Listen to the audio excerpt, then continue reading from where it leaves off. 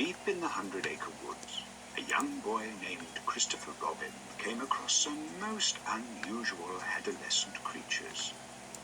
Crossbreeds, who some would describe as abominations. The creatures introduced themselves as owl, rabbit, eel, piglet, and most importantly, Winnie the Pooh. With the naivety of youth, Christopher ignored the dangers and befriended them all.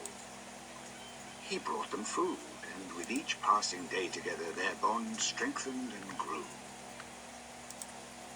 The days turned to years, and with the years came maturity. Eventually, Christopher had to make the hard decision to leave his friends to attend college, to become a doctor, requiring them to fend for themselves once more. Then winter arrived.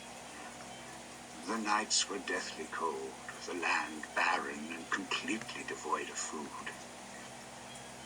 One fateful night, on the brink of starvation, Pooh decided that in order to survive, the group must consume one of their dearest friends. And thus, Eeyore was no more. The trauma of this act warped the minds of the group. They became feral and developed a hatred to all things human, and in particular, Christopher Robin, for abandoning them. A pact was made.